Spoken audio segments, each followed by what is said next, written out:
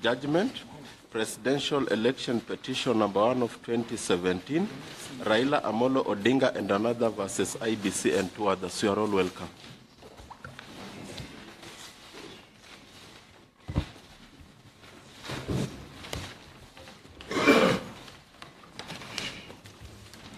Morning, members.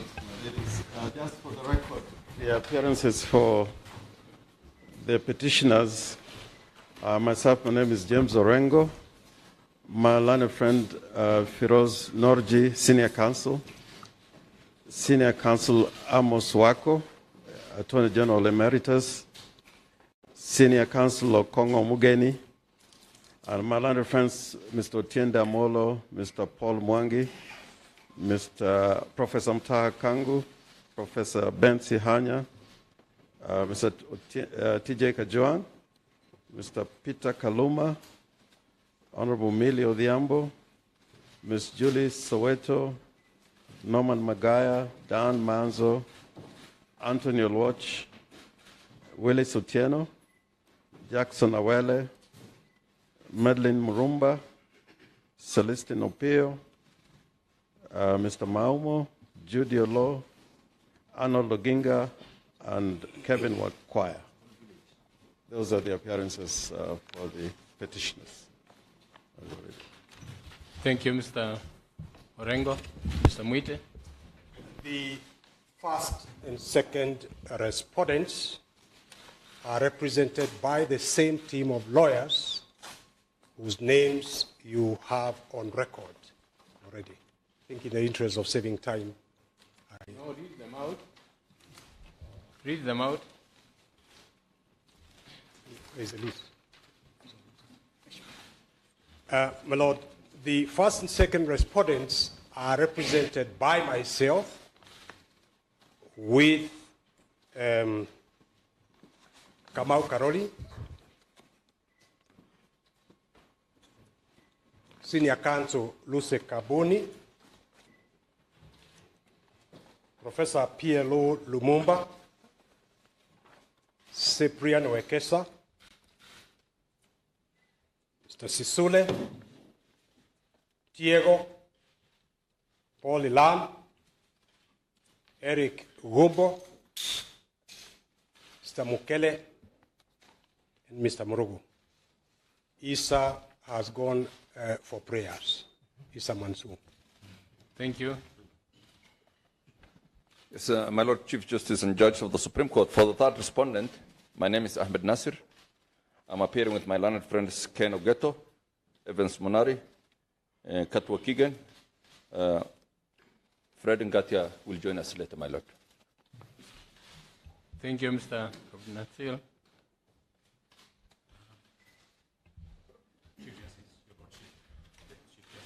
Please raise your voice. You are far off. Your Lordship, the Chief Justice. Just a minute. You get the microphone. Thank you very much. Your Lordship, the Chief Justice, Your Ladyship, the Deputy Chief Justice, Your Lordships and my lady, Harrison Kinyanjui, up here for Professor Michael Wainaina Mwaura, an independent candidate, first interested party. Thank you, Mr. Kinyanjui.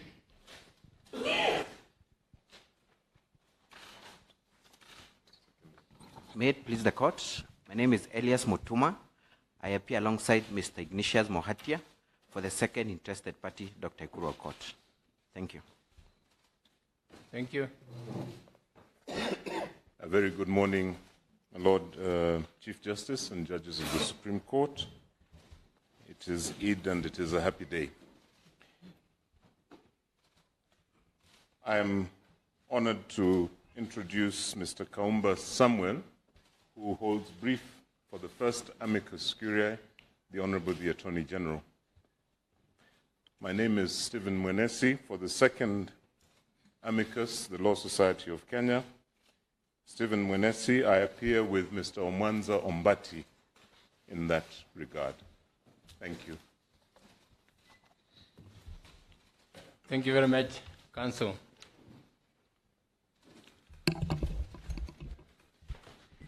First and foremost, as you can see, we are 6 I'm sure you are aware that the Honorable Justice Ibrahim was taken ill. He is in hospital.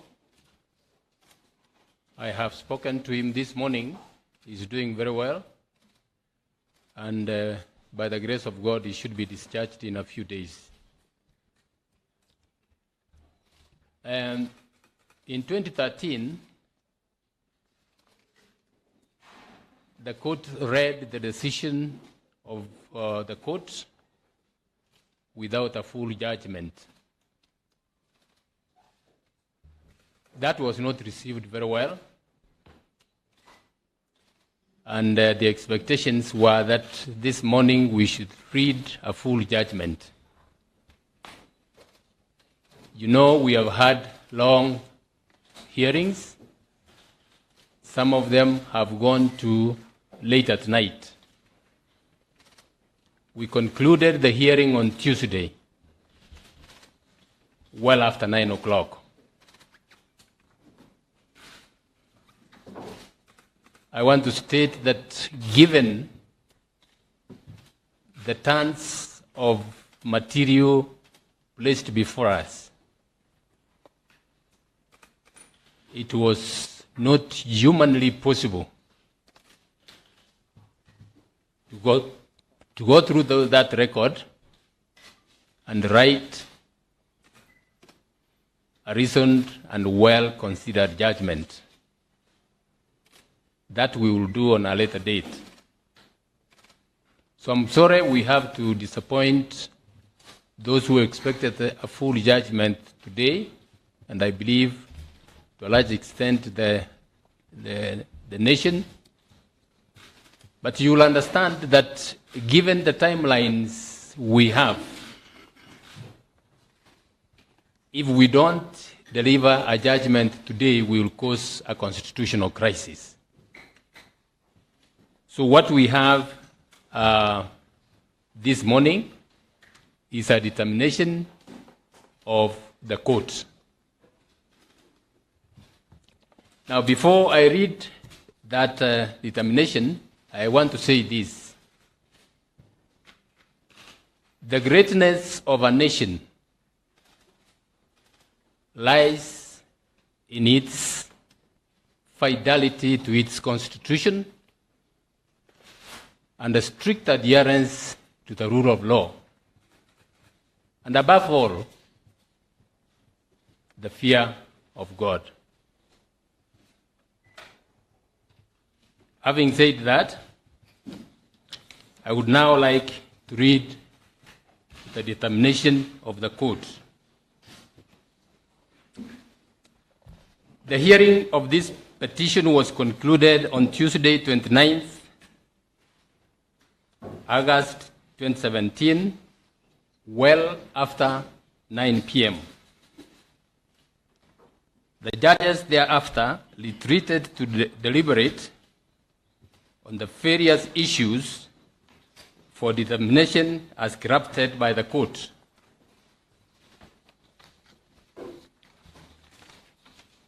The issues were, number one, whether the 2017 presidential election was conducted in accordance with the principles laid down in the Constitution and the law relating to elections. Number two, whether there were irregularities and illegalities committed in the conduct of the 2017 presidential election. Number three, if there were irregularities and illegalities, what was their impact, if any, on the integrity of the election? Number four, what consequential orders, declarations, and reliefs should the court grant, if any? Having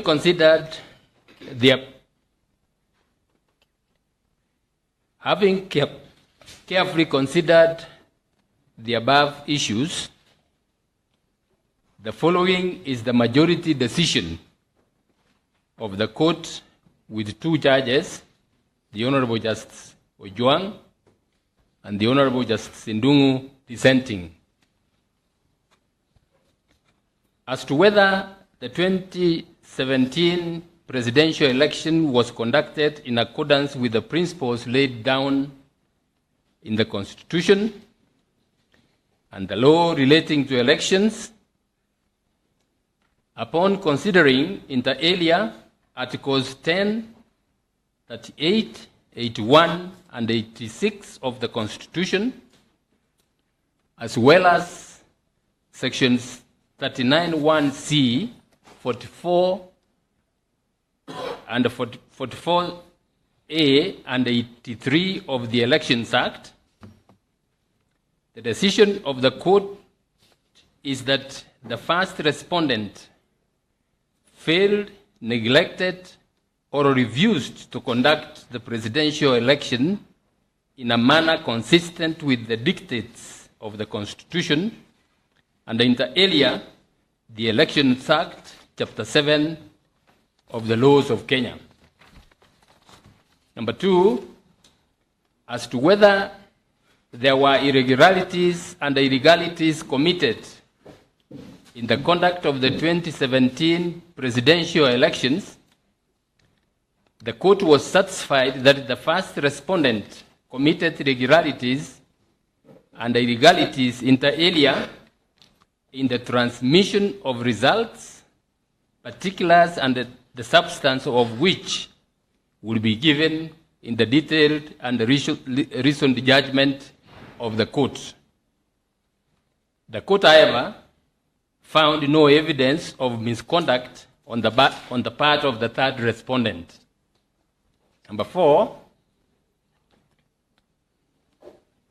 3, as to whether the irregularities and the irregularities affected the integrity of the election, the court was satisfied that they did, and thereby impugning the integrity of the entire presidential election.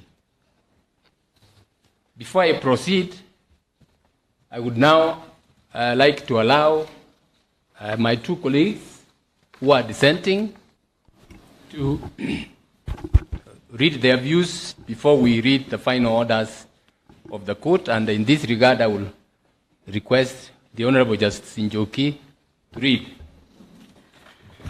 This is a summarized dissenting opinion from myself. The court has rendered its judgment by a majority. I am, however, of a different opinion. At the heart of democracy are the people who will constitute the strand of governance that we have chosen as a country. On the 8th of August, 2017, millions of Kenyans from all walks of life yielded to the call of democracy and queued for many hours to fulfill their duty to our republic by delegating their sovereign power to their democratically elected representatives. This was an exercise that was hailed by many regional and international observers as largely free, fair, credible, and peaceful. That duty stands sacred and is only to be upset if there is any compelling reason to do so. That reason must affect the outcome of the election. The election was managed by the first respondent, chaired by the second respondent, who were assisted by hundreds of others to execute the mandate of the Commission under Article 88 of the Constitution. At the end of the process, the second respondent, in accordance with Article 138(10) of the Constitution, declared the result of the election. Having received more than half of all the votes cast in the election, and at least 25% of votes cast in each of more than half of the counties, the third respondent was declared the President-elect. As the Chief Justice has stated, the case revolves around 3 fundamental questions. 1, I want to repeat them. 1, whether the election was conducted in accordance with the Constitution and the law. 2, whether there were irregularities and illegalities committed during the conduct of the election. And 3, if there were irregularities and illegalities, what was the integrity of the election? In answer to these three issues, my opinion is that the election was conducted in accordance to the constitution of the law. And in fact, this first and second respondents, to my satisfaction, demonstrated that they had adhered to the directions given by the Court of Appeal in the case of the Independent and Electoral Boundaries Commission versus Maina Kiai, where the Court of Appeal cautioned, and I agree with them, that the results declared at the polling station are final. In fact, the polling station is at the heart of any election. It is what happens there that is to be assessed, and that is why its outcome is final. In any election, the ordinary Kenyan voter will ask themselves the following questions. 1. Was there a problem with the registration of voters? 2. Were voters properly identified at the polling station? 3. Were voters allowed to cast their ballots peacefully and within good time? 4. Were the votes cast counted, declared, and verified at the polling station to the satisfaction of all parties? If the answer to all these questions is in the affirmative, then the election has been conducted properly. The petitioners, in my view, did not present any material evidence to the standard required to upset the results returned to the National Tallying Center by the presiding officers in forms